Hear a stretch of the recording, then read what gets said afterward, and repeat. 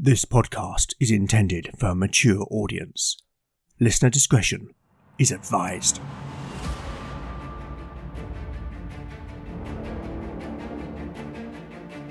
Welcome back to Legend of the Bones. Following in the footsteps of giants, Legend of the Bones is a chimera. A mix of old-school tabletop RPG and dark fantasy storytelling.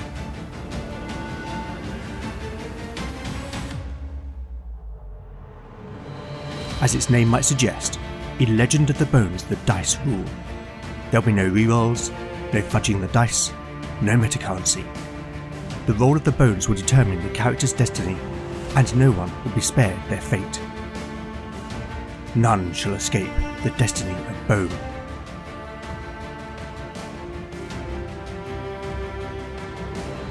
Last time on Legend of the Bones, the party arrived back at Innis Gwyn in the company of Brannock, Reeve of Halstone, whom they met by chance during their sea voyage. After making their way to the monastery, they were met by Brother Ranulph, who escorted them to a waiting room. Brother Cadfael arrived, with whom Brannock had business, and who was an old comrade-in-arms of the Reeve. Presently, Wiglaf entered and was quickly confronted by Jenna. The young novitiate harboured resentment towards the abbot, whom she had previously revealed as being in league with members of the Brethren of the Purifying Light. However, without proof, the companions had little choice but to hand over the gold disc recovered from Kerodu, in exchange for access to the library, though Wiglaf steadfastly refused anyone but Lena to do so. Later, Cadfael, a critic of the abbot, explained that Ranulph had overheard part of Wiglaf's conversations with the Brethren leader, Reynard, and revealed that the Brethren were planning to usurp the kingdom and establish a religious state founded on the cult's twisted ideology. In addition, Cadfael told them that Reynard had already found 3 of the jewels from Vortigern's crown, and that through Wiglaf's research, the cleric now had the last known location of the final 2 jewels. This information the abbot had sealed in the library's vault, to which only Wiglaf had the key, yet Cadfael revealed that there was a secret passage which could take them to the vault, and the existence of a second key hidden nearby. The companions located the passage, which initially led them to the monastery's crypt, where they have discovered something monstrous feeding off the dead.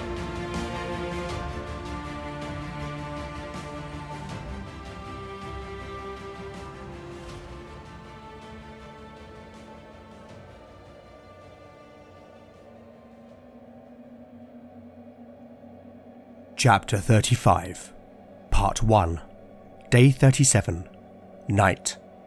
Party status: Beric, 28 out of 28 hit points. Lena, 20 out of 20 hit points. Valen, 15 out of 15 hit points. Talion, 21 out of 21 hit points. Knut, 23 out of 24 hit points. Jenna, 6 out of 6 hit points.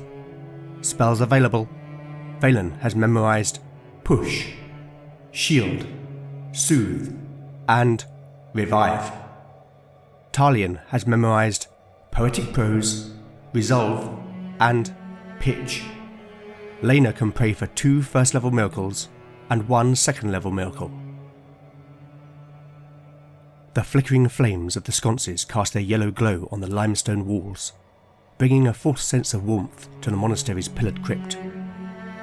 Nested within the alcoves were stone tombs of Innis Gwyn's most honoured dead, some topped with delicately carved effigies of their inhabitants, whereas others were plain and unadorned, a reflection of their earthly rejection of material comforts. To the south, an archway led to an upward stairs, whilst in the centre of the chamber, engraved into the flagstone floor, just across from the now ruined entrance to the secret passageway, was a symbol of the 9, an 8-pointed star set within a circle, with Solon, the giver of life, at its hub. At the northern end of the crypt, on a plinth, was a statue of the embodiment of Noir, the goddess of birth, dreams and death. She stood serenely watching over the endless sleep of the dead, but the stillness of the sanctuary had been desecrated. Standing among the scattered debris, Beric shivered involuntarily in the cool underground air. He was not cold, rather the sight before him made his skin crawl. 3 stone sarcophagi stood in the open near Noir's statue, clearly the tombs of the most pious given their position. The nearest, though, like the entrance to the secret passage, was now little more than rubble. The thing which had destroyed it chittered, clambering over its handiwork, the torchlight reflecting off its smooth black armour. Its 9-foot-long body jerked as it tore strips of rotting flesh from the cadaver it had pulled from the tomb. Beric heard bones snap, and he shuddered, repulsed by the monstrous insect. He instinctively took a step back, his foot catching on a small stone which scuttered away. The creature stopped, its antennae flicking and twisting. Then its massive body turned. Bits of putrid flesh still hung from its dagger-like mandibles as it stared back upon the man with black, compound eyes.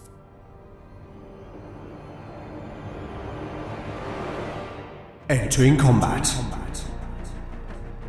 The party has encountered a rock beetle. This is a custom creature, the full profile for which can be found at legendofthebones.blogspot.com. Rock beetles are huge burrowing insects which live in tunnels and caves, coming to the surface to feed when food underground is scarce. They can grow up to 12 feet in length and are protected by a hard carapace. Their 12-inch mandibles are incredibly powerful and have evolved to crush and cut through rock, which the beetle first weakens by squirting an acidic saliva. Rock beetles are carnivorous scavengers and can often be found under graveyards and in crypts, but may opportunistically attack smaller living creatures. The rock beetle has 6 hit dice, so let's roll those now. Okay, it has 32 hit points. In addition, its hard carapace gives it an ascending armor class of 17. It gets a +6 to hit, and its powerful mandibles deliver 3d8 points of damage. That means a single bite could kill any one of the party, with the exception of Beric. Instead of biting, rock beetles can spit their acid saliva for up to 3 feet. A successful attack roll is required, and upon contact with bare skin, 1d4 points of damage are taken each round until the acid is washed off. Leather armor delays the effect for 1 round, and metal armor delays the effect for 2 rounds, but is destroyed in the process. Normal clothing offers no protection and is counted as bare skin. Let's see if either side is surprised. A roll of 1 or 2 on a d6 mean they are. The party? A 5. The rock beetle? A 1. Well, that is a stroke of luck. Round 1. No initiative as the rock beetle is surprised. The whole party move into the crypt. Valen attempts to cast shield upon himself. The mage needs to roll a 16 or less for his casting roll. An 18! The mage fumbles the incantation and the spell fades from his memory. Talion already has an arrow nocked. As this is close range, and with the bard's dexterity bonus, Talion will need to roll a 13 or more to hit. Nat 20! Now that's the kind of start the party needs. Talion's arrow will do maximum damage, plus an additional die, meaning his shot does... Wow! 12 points of damage! The bard's arrow hits one of the beetle's front legs, where the femur joins the tibia, ripping it apart. The lower part of the leg falls to the ground, as blood and ichor spray from the stump. Beric charges forward, needing a 14 or more to hit. But a 2 means the warrior's blade ricochets off the beetle's carapace. Canute likewise charges forward. The Skarne needs a 15 or more to hit. A 14, so close. But like Beric, Canute's sword cannot penetrate the beetle's hard shell. Lena joins the 2 warriors, swinging her hammer down overhead. The cleric needs a 16 or more. But a 7 sees Lena meet the same resistance. Valen, with practically no offensive magic, and despite his shield spell failing, decides he cannot leave his friends to fight this battle alone. He seeks to strike the beetle with his bronze staff. The mage would need a 17 or more to hit. A 14 means that once again, the blow glances harmlessly off the beetle's back. Jenna is unarmoured and carries only a torch, but the novitiate is courageous and runs forward to support the others. She needs a 17 or more. A 1! Jenna trips on a piece of rubble and loses grip on the torch as she steadies herself. The novitiate will miss her next turn. Round 2. Initiative. The rock beetle. A 2. The party. A 6. The party presses the advantage. Talion draws another arrow and shoots. A 7. The bard's arrow flies wide, clattering against the limestone wall of the crypt. Beric swings Callous Cledder. A 17 is a hit for a total of 11 points of damage. The enchanted blade cracks open the carapace of the beetle's thorax, splattering foul-smelling ichor across the nearby wall. Canute also hacks down with his sword. An 18 is also a hit for a total of 3 points of damage, as the Skarne's blade bites into one of the beetle's legs. Lena swings her warhammer, hoping to break through the hard carapace. But a 13 means her blow once again glances harmlessly off the beetle's back. Valen attempts to strike with his staff. A 19 is a hit for 3 points of damage. The mage swings the solid bronze snakehead down, smashing into the beetle's head. There is a cracking sound as a rent opens in the carapace and more yellow ichor splatters. Jenna misses her turn as she scrambles to recover the torch. Given the rock beetle has lost more than half its hit points, I'm going to make a morale check. It will attempt to flee on a roll of 8 or more. Rolling 2d6. A 5. The hunger that drove the creature to the surface makes it stay and fight. Time for the beetle's first attack. I will roll a d6 to randomly select its target. A 4. That's not good news. It's Valen. The rock beetle will need just a 4 or more to hit. A 3. Once again the mage's luck holds against overwhelming odds. He pulls his leg back just in time, leaving the beetle's mandibles to snap at air. Round 3. Initiative. The rock beetle. A 5. The party. A 6. Oh man, that was lucky. The party relentlessly pressed the advantage. Talion knocks another arrow and shoots. A 15 is a hit for 2 points of damage. The bard's arrow strikes where Beric had previously injured the insect. Beric, seeing the creature badly injured, tries to deal a killing blow. A 1! The warrior's blade gets caught in the beetle's steel-like mandibles, and as the insect moves, the sword is ripped from the warrior's hand. Clattering on the flagstone floor, Beric will miss his next turn. Canute strikes down with his sword, but a 9 means his blade cannot penetrate the beetle's shell. Lena too tries to deliver the killing blow. A 7. Like Canute, the cleric's blow bounces off the carapace. Valen once again aims for the creature's head. But with a 14, he is jostled out of the way when Beric loses his weapon. Having recovered her torch, Jenna tries to thrust it in the beetle's face. But with an 8, she misjudges and instead embers fly as the torch harmlessly bumps against the insect's thorax. The rock beetle will now make its attack. Rolling for the target. It's Jenna. This is real danger for the young novitiate. Jenna has a dexterity penalty, meaning the rock beetle will need just a 3 or more. And with just 6 hit points, surely this is it for Jenna. Here is the roll. A 2! Unbelievable! I honestly thought the novitiate's death was inevitable. Perhaps the gods really are looking over her. Jenna sidesteps at the last moment, narrowly avoiding being pincered by the beetle's jaws. The rock beetle has just 1 hit point left. Victory is in sight, but if the beetle wins the next initiative, there is still real peril. Round 4. Initiative. The rock beetle. A 5. The party. A 1. The rock beetle makes one last desperate attack, rolling a d6 for the target. It's Canute. The insect will need a 9 or more to hit the Skarne warrior. A 14! Rolling 3d8 for damage. 13! The beetle snaps forward, its razor-sharp mandibles cut deep into Canute's thigh, tearing a chunk of flesh and exposing the bone. There is a mist of blood. The warrior screams in pain, staggering back as blood gouts from the wound. Seeing Canute badly wounded, Talion draws another arrow and shoots. A 14 is a hit. No need to roll damage. The bard's arrow flies true, piercing one of the beetle's eyes and driving into its brain. Its black legs buckle, and the rock beetle slumps to the ground.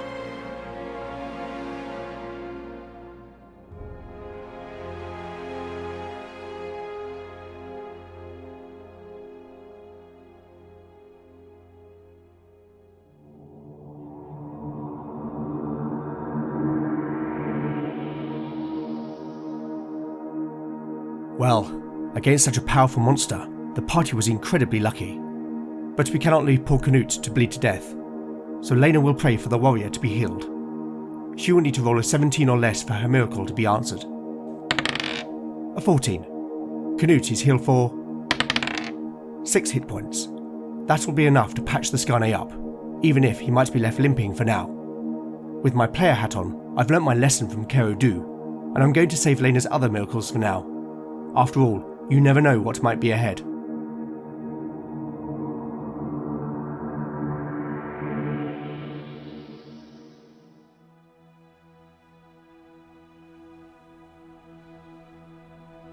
Chapter 35, Part 2, Day 37, Night.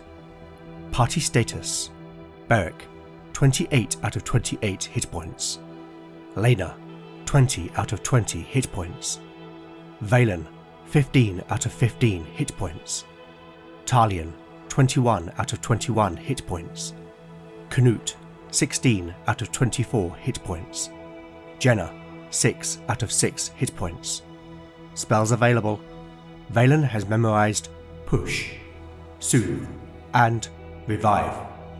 Talion has memorized Poetic Prose, Resolve, and Pitch. Lena can pray for 1 first level miracle and 1 second level miracle. Hold him still, Lena commanded as she placed her hand over the gaping wound on Canute's leg. Jenna held the leg still while Beric put his hand on the warrior's chest. Easy, he said softly. Canute stared back at him with gritted teeth. The muscles of his neck taut as he fought the pain. The warrior reached up suddenly and tightly grasped Beric's arm, while Lena beseeched Solon for the miracle of divine healing. Then, as muscle, sinew and skin knitted back together, Canute's grip softened, and his expression once again became calm. He looked at Lena. Thank you. There was genuine gratitude in his voice. Lena smiled. It is not I you should thank. I am but a vessel. Canute nodded. All the same, I am grateful. Come, the cleric said simply. Let us get you back on your feet. She helped Beric pull the warrior up. Canute flexed his leg and grimaced as he rubbed the large bruise that was visible through his torn breeches. It will need more healing, Lena explained.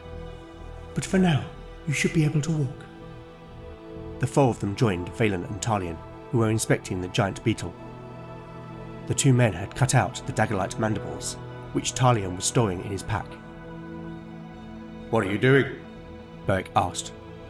The bard looked at him with an expression that would suggest that his actions were completely normal. We thought they might prove useful. And besides, these creatures are rare. Someone may pay well for them. Beric scoffed, but if Talion took offence, he did not let it show. Lena, meanwhile, had turned her attention to the half-eaten cadaver. The cleric was clearly upset that the man's tomb had been desecrated. We must tell Cadfael of this. The monks will want to reinter this poor soul. Aye, Beric agreed. But the night is short, and we have a task. Come on. The companions, following Cadfael's instruction, proceeded to one of the alcoves. Here, Beric located 2 small blocks that had been described by the monk, protruding ever so slightly from the wall. The warrior placed his hands upon the blocks and pushed. There was a scraping sound as a section of the wall moved backwards upon a pair of iron runners on the floor, revealing a passageway beyond. Beric took the torch from Jenna and led the companions into the passage.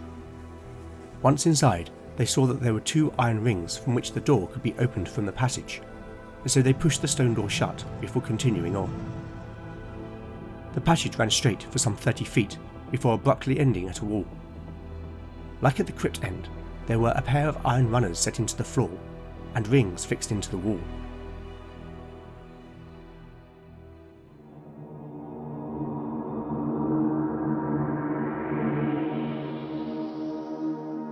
It's time to throw a little chance into the mix. I'm going to ask the Oracle 2 questions. Firstly, is the door stuck? A 5. Bad luck. That's a straight yes.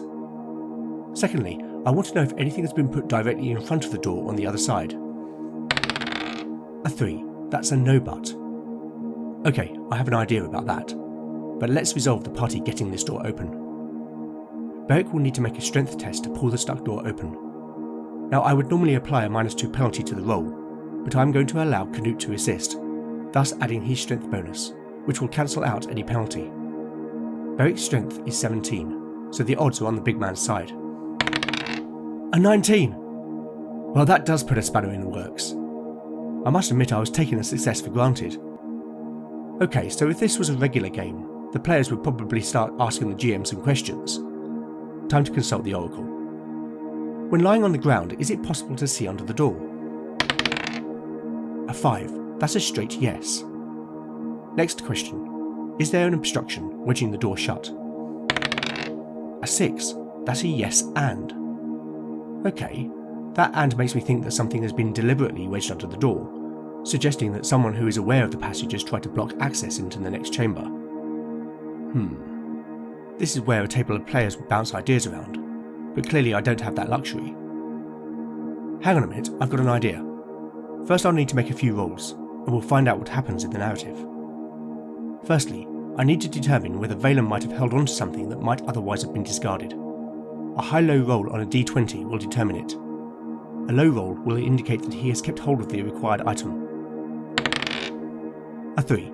So far so good. Next, I need to make an intelligence check for the mage, but I'm going to apply a -4 penalty, meaning that Valen will need to roll a 12 or less. A 6. Finally, I need to know whether there is a big enough gap under the door to perform my intended action. Once again, a simple high-low roll should do it. Low means there is. Okay, let's see what happens.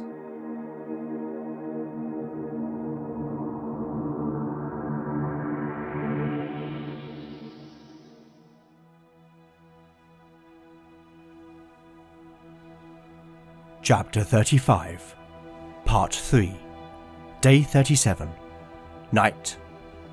Party status. The party status is unchanged.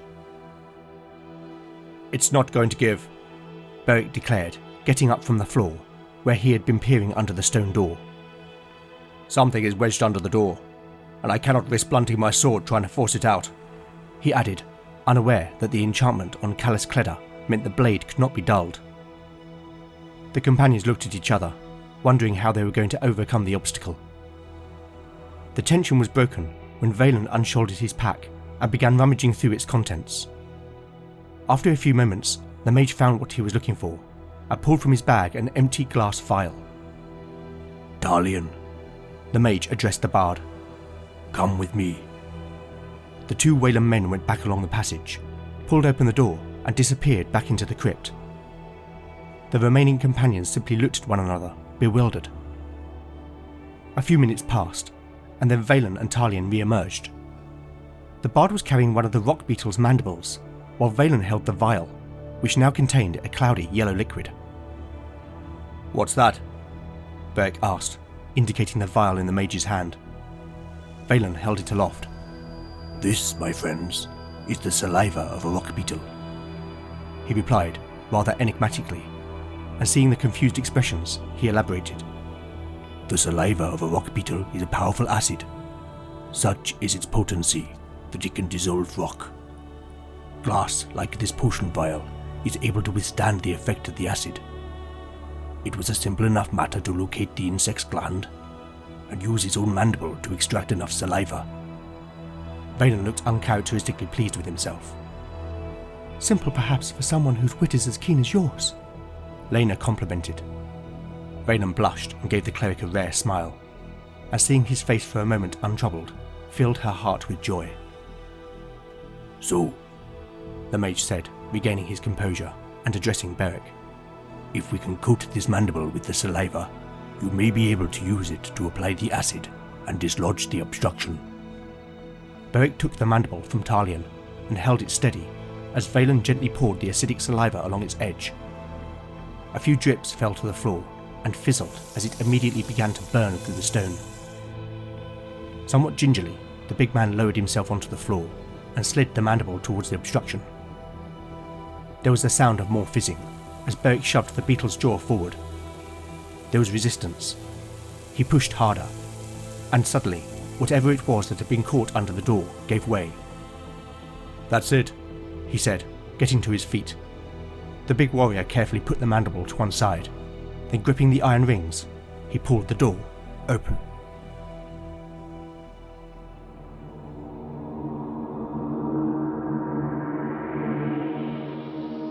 Earlier, I asked the Oracle if something had been placed directly on the other side of the door, and the result was a no but. As someone clearly wants to prevent access to this chamber, I started to think that perhaps there was a trap that could be triggered by anyone attempting entry from the secret passage. Now the likelihood is that it's Wiglaf who wants to keep intruders out, and I have already established that the Brethren have placed an agent at Inisquin who has been assisting the Abbot, so it makes sense to me that it is they who have set the trap. But the question is, what kind of trap is it? Well, I have an idea on that. There is a wire attached to the other side of the door, so when opened, through a series of pulleys, it releases a pin, triggering the trap. The basic expert rules state that there is a 2 in 6 chance of encountered traps being triggered, but given how this trap is configured, I'm going to say that there is a 4 in 6 chance, as there is a slim possibility that the trap may fail in some way. Here is the roll. A 4. Okay then.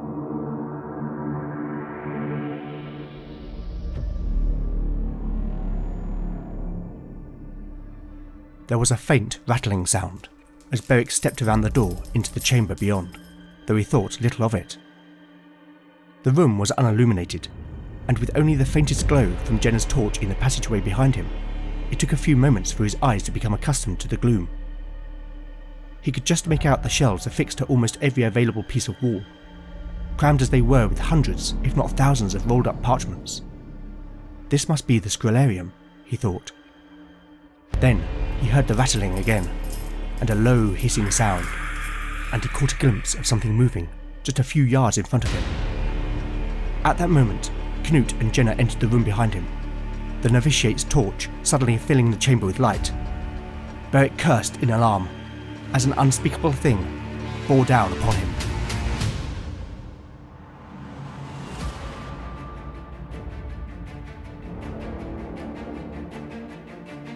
Thank you for listening to Legend of the Bones. I hope you've enjoyed the show. If you like what you've heard, then please do consider giving it a positive review in your podcatcher of choice. Just one voice talent to thank in this episode. Returning in the role of Knut is the maestro himself, John Cohen, creator of Tale of the Manticore. Thanks, bud. If by some twist of fate you've not yet listened to Tale of the Manticore, then I cannot recommend John's show highly enough. You can also help by liking or reposting new episode announcements, or by recommending the show online or to a friend. You really can't beat the power of word of mouth. Alternatively, if you'd like to show your appreciation by buying me a metaphorical cup of tea, then I now have a Ko-fi page at ko-fi.com/Legend of the Bones. Any donations will go towards the show's running costs. I'd also love to know what you think of the show, and I do respond to every message I receive. So with that in mind, you can contact me on X at LegendBones, Blue Sky at LegendBones, Mastodon at LegendBones at ttrpg-hangout.social, Instagram at legendofthebones, email at legendofthebones@gmail.com, or go to legendofthebones.blogspot.com for show notes, house rules, character profiles, art, maps and more. Join me next time to find out what awaits our adventurers as the bones decide their fate. None shall escape the destiny of Bone. Looking for a new podcast? Come escape with Dice Company, a D&D adventure where 4 unlikely friends battle an evil empire.